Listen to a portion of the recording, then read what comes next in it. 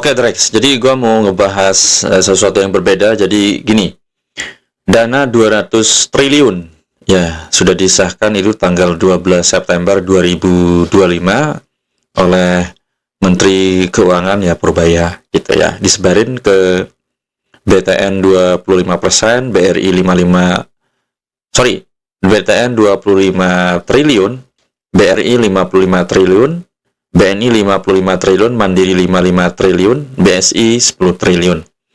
Nah, menurut lo ini akan seperti apa arahnya? Oke, jadi intinya alokasi dana sebesar itu ke berbagai bank BUMN memang bakal punya dampak besar. Bisa jadi arahnya ke penguatan kredit, pembiayaan proyek, atau dorongan ekonomi di sektor tertentu. Kita lihat aja nanti gimana implementasinya, tapi yang jelas ini bakal nge-boost pergerakan ekonomi. Gini, lo jelasin pakai bahasa awam, orang tongkrongan, bahasa ibu-ibu yang ke pasar. Jadi benar-benar bahasa awam biar ya podcast ini bisa dimengerti oleh kalangan bawah gitu ya. Jadi kalau ini berhasil, dampaknya ke ekonomi ini apa? Dampaknya yang secara real gitu. Siap. Gue jelasin pakai bahasa yang gampang banget ya.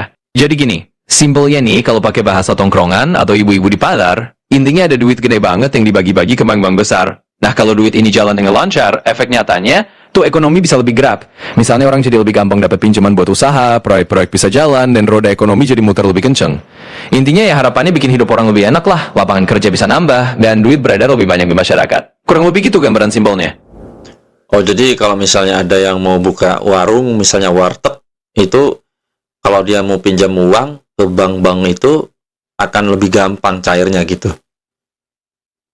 Nah, persis. Jadi misalnya ada yang mau buka warung atau warteg, dengan dana besar yang udah disebar ke bank-bank itu, harusnya ngajuin pinjaman jadi lebih gampang cair. Jadi si ibu-ibu yang mau buka warung nggak perlu pusing, lebih gampang dapat modal, dan akhirnya ekonomi di level bawah juga lebih hidup. Kurang lebih kayak gitu gambarannya. Oke. Ini kan ada 200T ya. Nah, terus kira-kira dalam waktu 6 bulan atau setahun, bisa nggak kira-kira ini bicara estimasi ya, ilustrasi pertumbuhan dari dana ini? Kira-kira berapa ini kalau ini berhasil? Nah, kalau kita ngomongin estimasi sederhana aja ya, misalnya dari dana 200 triliun ini beneran bergulir dengan lancar dalam waktu 6 bulan atau setahun, dampaknya bisa cukup signifikan.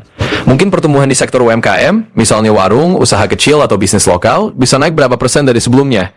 Kita ngomong mungkin pertumbuhan kredit atau ekonomi real bisa naik berapa poin persentase, tergantung seberapa efektif dananya dipakai. Intinya kalau benar-benar berhasil, ekonomi di bawah bakal kerasa lebih hidup lah dalam setahun ke depan. Oke, faktor apa yang bisa bikin berhasil? Nah, coba jelasin ke gua pakai bahasa awam yang sederhana yang bisa dipahami oleh bapak-bapak ojek ya. Oke, gampangnya gini aja ya. Kalau mau dana ini berhasil, ada beberapa hal simpel yang harus jalan. Pertama, bank itu benar-benar nurunin pinjaman dengan gampang dan nggak ribet. Jadi bapak-bapak ojek atau yang punya usaha kecil bisa dapat modal tanpa pusing. Kedua, uangnya benar-benar dipakai buat hal produktif, kayak buka usaha atau ngembangin dagangan, bukan buat hal yang nggak jelas. Dan ketiga, ada dukungan dan pengawasan yang baik dari pemerintah, biar uangnya beneran sampai ke tangan orang-orang yang butuh. Jadi singkatnya kalau banknya gampangin, uangnya dipakai bener, dan pemerintah ngawasin, ya kemungkinan besar hasilnya bakal kelihatan dan ekonominya jadi lebih hidup. Artinya ini kan lebih ke sektor produktif ya kalau mau buka usaha. Kalau memang masyarakat ya banyak sekali yang buka usaha, apakah itu apa dampak positif dan negatifnya? Misalnya ya katakanlah orang mau pinjam duit ke bank untuk buka usaha warteg, buka usaha kontraktor misalnya segala macam, itu kan mengalir ya ke masyarakat. Kalau banyak sekali UMKM-nya, pengusahanya, apa positif dan negatifnya? Iya, bener banget. Jadi kalau banyak orang mulai buka usaha pakai dana itu, pastinya ada dampak positif dan negatif. Positifnya, ekonomi lokal jadi lebih ramai, lapangan kerja nambah, dan masyarakat punya lebih banyak pilihan barang atau jasa. Jadi secara umum, roda ekonomi lebih hidup. Nah, negatifnya, kalau semua orang tiba-tiba buka usaha yang sama, misalnya warung atau usaha yang mirip-mirip, persaingan bisa makin ketat. Akhirnya ada risiko usaha kecil yang nggak siap bisa kesulitan buat bertahan.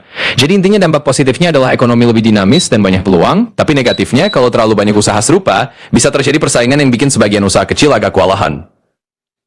Oke, kalau misalnya kita bicara ini random aja ya, gagal. Kalau ini gagal, 200T ini gagal, misalnya bank itu nyalurnya nggak tepat, misalnya banyak yang gagal bayar.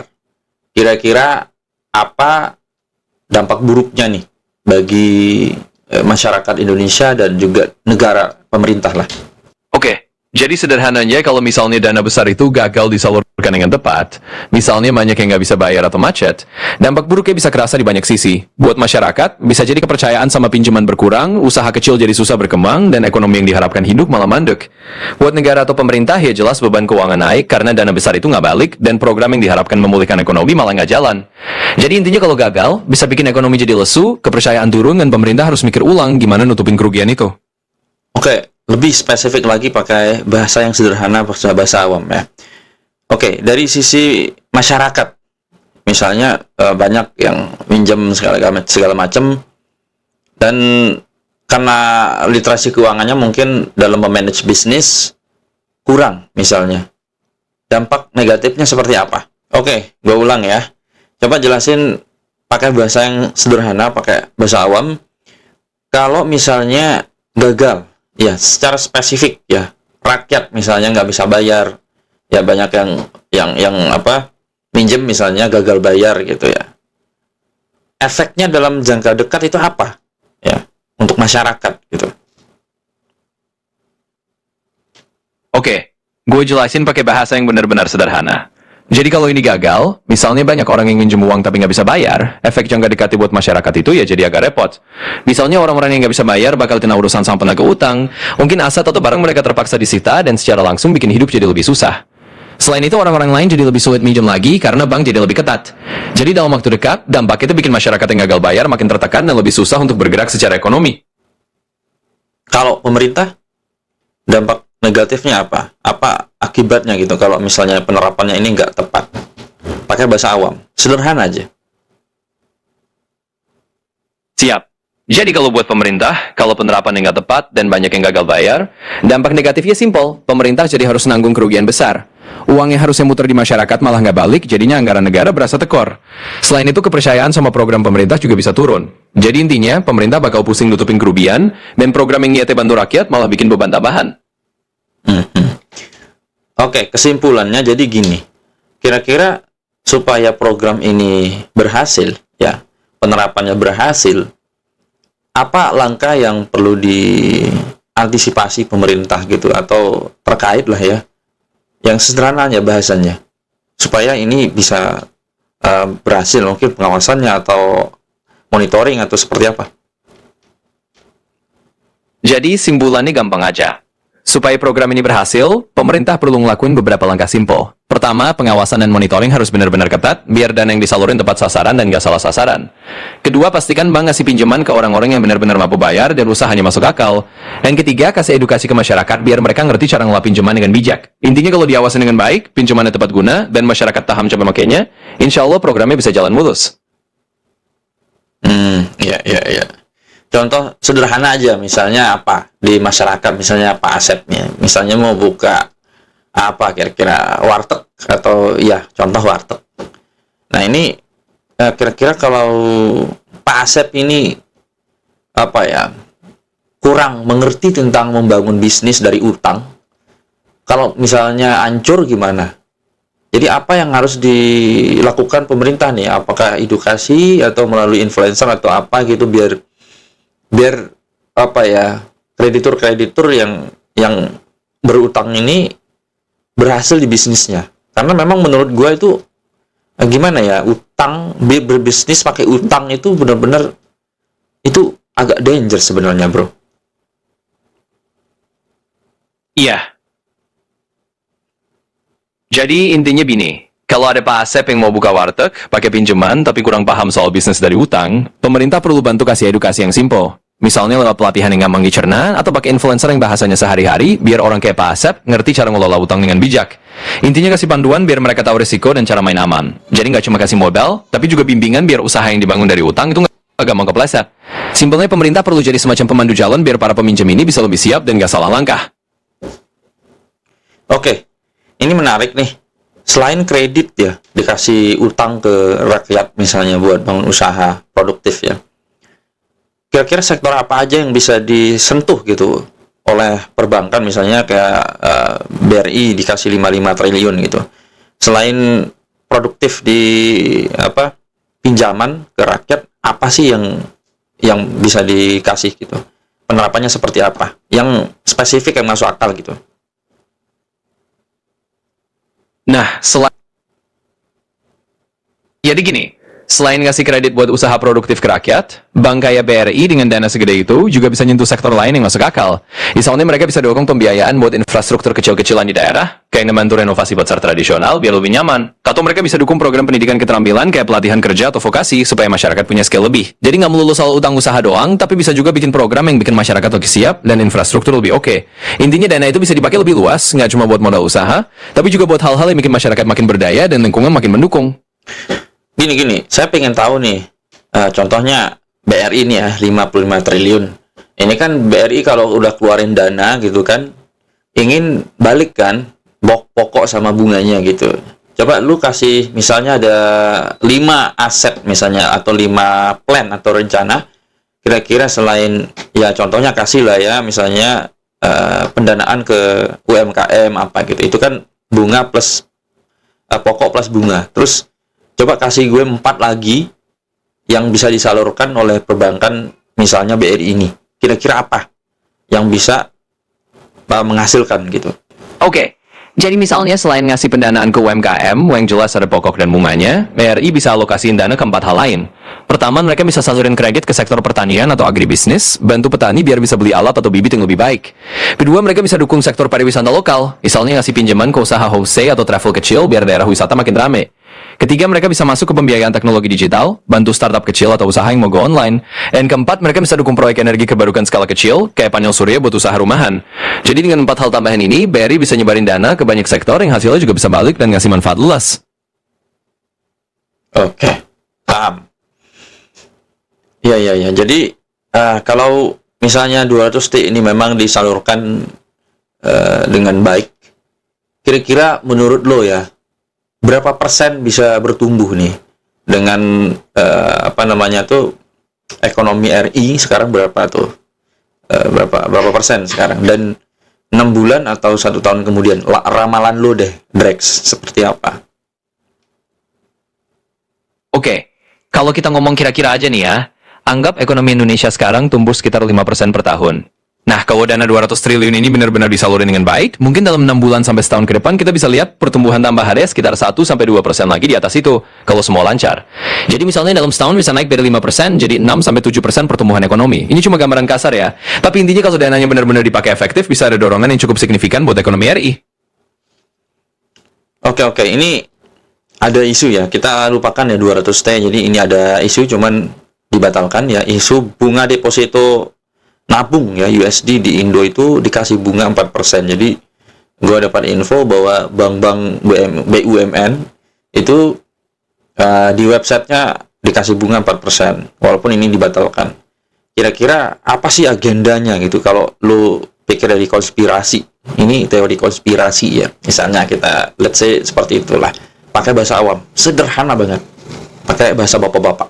Oke, kita pakai bahasa super sederhana aja ya. Kayak obrolan bapak-bapak di warung kopi. Jadi gini, kalau ada isu Bank BUMN kasih bunga deposito USD 4%, terus dibatalin, ya ini bisa jadi kayak teori konspirasi ala bapak-bapak aja. Mungkin tujuannya awalnya buat narik dana asing biar masuk ke Indonesia, jadi orang mau naruh duit dolar di sini. Tapi karena mungkin dipikir-pikir lagi ada risikonya atau pertimbangan riba, ya akhirnya dibatalin. Jadi kesannya kayak ada agenda tersembunyi, padahal mungkin cuma strategi yang dicoba terus nggak jadi. Intinya ya kalau dibawa ke teori konspirasi, seolah-olah ada maksud tersembunyi biar orang asing naruh duit di sini, tapi akhirnya urung jalan. Simpelnya gitu aja. Emangnya efeknya apa? Ini kalau misalnya dana-dana asing, misalnya orang-orang Indo yang taruh di USD di luar gitu, misalnya di negara luar, efeknya apa bagi ekonomi RI kita misalnya? Itu balik semua.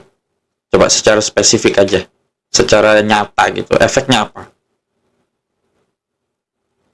Jadi kalau duit orang Indonesia yang tadinya disimpan di luar negeri, misalnya dalam bentuk dolar di luar sana, balik lagi ke Indonesia, efek nyatanya buat ekonomi kita, itu bisa jadi lebih banyak duit yang beredar di dalam negeri. Artinya bank punya lebih banyak likuiditas, bisa lebih gampang kasih pinjaman, dan ekonomi lokal jadi lebih hidup. Jadi sederhananya kalau uang-uang itu balik, kita punya lebih banyak modal di dalam negeri sendiri, bisa bikin investasi lebih lancar, dan roda ekonomi lebih kenceng. Simpelnya duit yang tadinya parkir di luar negeri, jadi kerja di dalam negeri. Oke, berarti banyak sekali ya produktivitas ya yang terjadi. Coba kalau kita mengaca ke Cina misalnya, apa sih rahasia Cina itu bisa membangun infrastruktur, bangunan, gedung apa segala macam yang sangat maju lah ya. Dan coba kasih tahu gua pertumbuhan ekonomi Cina itu per tahunnya berapa persen? Iya, bener banget. Kalau duit balik ke dalam negeri memang bikin produktivitas meningkat. Nah, kalau kita ngomongin China, rahasia mereka itu salah satunya mereka jor-joran investasi di infrastruktur dan dukungan pemerintah yang kuat. Jadi mereka nggak ragu ngeluarin dana besar buat bangun jalan, jembatan, kereta, dan gedung-gedung yang akhirnya bikin ekonomi mereka ngebut. Selain itu, mereka juga punya kebijakan yang dukung industri dan ekspor secara besar-besaran. Nah, soal pertumbuhan ekonomi China dalam beberapa tahun terakhir, rata-rata mereka bisa tumbuh sekitar 5-6% per tahun, walaupun sempat lebih tinggi di dekade sebelumnya. Jadi mereka memang nge-push keras di pembangunan, dan akhirnya hasilnya kelihatan di infrastruktur dan pertumbuhan ekonomi mereka. Oke, kalau China sendiri itu dananya dari mana itu? Apakah ada dia pinjam dari asing atau memang investor asing taruh duit di Cina atau memang cetak uang? Nah, jadi kalau soal sumber dana China, mereka itu campuran. Sebagian besar dananya memang berasal dari investasi asing yang masuk ke sana. Jadi banyak investor luar negeri yang naruh duit di China kadang melihat potensi besar. Selain itu, China juga punya tabungan domestik yang kuat. Jadi masyarakatnya sendiri banyak yang nabung dan dana. Nah, jadi sederhananya gini, China dapat duit buat bangun infrastrukturnya itu dari beberapa sumber. Pertama, mereka memang narik banyak investor asing yang masukin modal ke China karena dianggap negaranya prospektif. Kedua, mereka punya tabungan domestik yang besar juga, jadi rakyatnya rajin nabung dan dana itu bisa dipakai buat pembiayaan dalam negeri. Ketiga, pemerintah China juga kadang-kadang cetak uang atau ngeluarin kebijakan fiskal yang agresif buat dorong pertumbuhan. Jadi intinya campuran dari investasi asing, tabungan lokal, dan kadang-kadang cetak uang atau kebijakan pemerintah yang proaktif. Simpelnya gitu. Artinya kalau memang banyak uang-uang asing masuk ke Indonesia, ya, ke negara kita, itu bakalan lebih maju berarti ya, karena banyak pembangunan yang bisa kita lakukan ya. Iya, betul banget. Jadi kalau memang banyak uang asing yang masuk ke Indonesia, itu bisa bikin negara kita lebih maju karena dananya bisa dipakai buat banyak pembangunan. Artinya kita punya lebih banyak modal buat bangun infrastruktur, bikin proyek-proyek baru, dan mendorong ekonomi lokal. Jadi secara sederhana, makin banyak investasi asing yang masuk, makin besar juga peluang kita buat berkembang dan bikin negara lebih maju. Oke, kita ke isu shutdown Amerika ya. Oke, shutdown Amerika sudah berlaku ya. Lo tahu diberlakukan sejak kapan? Coba dijawab, dan apa dampak buruknya, dampak negatifnya lah ya. Kita nggak usah bisa bicara buruk, negatifnya bagi rupiah kita. Dan sekarang memang isunya rupiah lagi anjlok nih. Jadi, shutdown Amerika yang terbaru ini mulai berlaku sejak akhir September 2025. Dampaknya sendiri ke rupiah memang bisa bikin tekanan tambahan, karena setiap kali ada ketidakpastian di Amerika, investor global cenderung lebih hati-hati dan bisa bikin mata uang negara lain, termasuk rupiah, agak melemah. Jadi intinya shutdown ini bikin ketidakpastian global yang akhirnya nambah tekanan buat nilai tukar rupiah. Tapi tentu aja ini situasi yang bisa berubah-ubah, tergantung gimana kondisi global dan langkah-langkah lanjutan. Coba secara spesifik, kenapa bisa berpengaruh ke rupiah kita? Apa korelasi atau hubungannya? Pakai bahasa anak TK aja gitu, biar gampang gitu dipahami sama orang-orang ya. Oke, gampangnya gini deh, pakai bahasa anak TK. Bayangin Amerika itu kayak toko besar yang lagi tutup sementara. Nah, kalau toko besar itu tutup, orang-orang di seluruh dunia jadi khawatir dan nggak mau ambil risiko. Mereka jadi narik duit dari tempat lain, termasuk dari Indonesia. Jadi singkatnya, kalau Amerika lagi ada masalah kayak shutdown, orang-orang di seluruh dunia jadi khawatir dan lebih hati-hati. Mereka cenderung narik duit dari negara-negara lain, termasuk dari Indonesia, supaya simpanan mereka lebih aman. Nah, karena duit pada keluar dari Indonesia, nilai rupiah jadi melemah. Jadi hubungannya simpel, kalau ada ketidakpastian besar di Amerika, orang-orang jadi lebih takut dan itu bikin rupiah kita ikut kena dampaknya. Oh, jadi ketika investor atau orang-orang yang berduit triliunan dolar itu narik duitnya dari Indonesia, otomatis likuiditasnya itu di bank itu menurun ya. Jadi uang yang ada beredar di Indonesia itu menurun. Mungkin apa ya dampak negatifnya misal ketika ada investornya? Oke lah, menurun ya, mata uang kita menurun nilainya. Lalu secara ekonomi real ya, itu apa yang terdampak? Apakah ada PHK lah atau apa di Indonesia?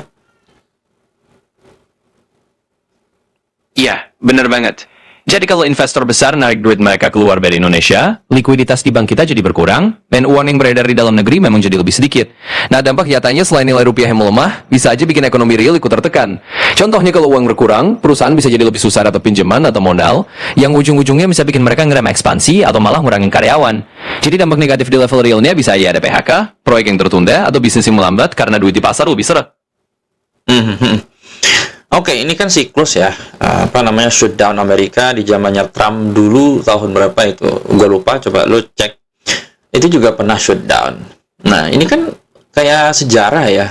Kira-kira ini kalau kita bicara teori konspirasi ya, kira-kira siapa sih di belakang gitu yang bisa membuat agenda seperti ini? Dan ya ini konspirasi kan bisa benar bisa enggak kan? Ya ini dugaan ya. Kira-kira siapa yang dirugikan dan siapa yang diuntungkan gitu. Nah, kalau kita ngobrolin teori konspirasi dengan santai, ini memang bisa jadi bahan obrolan yang seru. Jadi waktu dulu di era Trump, sekitar 2018-2019, juga pernah ada shutdown. Dan setiap kali ada kejadian kayak gini, pasti ada yang dirugikan dan ada yang diuntungkan. Biasanya yang dirugikan ya rakyat biasa atau sektor-sektor yang jadi ketar-ketir karena ketidakpastian ekonomi. Yang diuntungkan bisa jadi pihak-pihak yang memang udah siap ngambil keuntungan dari gejolak pasar. Entah itu spekulan atau kelompok-kelompok yang punya agenda politik tertentu. Tapi yang namanya teori konspirasi, itu dugaan aja, bisa bener bisa enggak.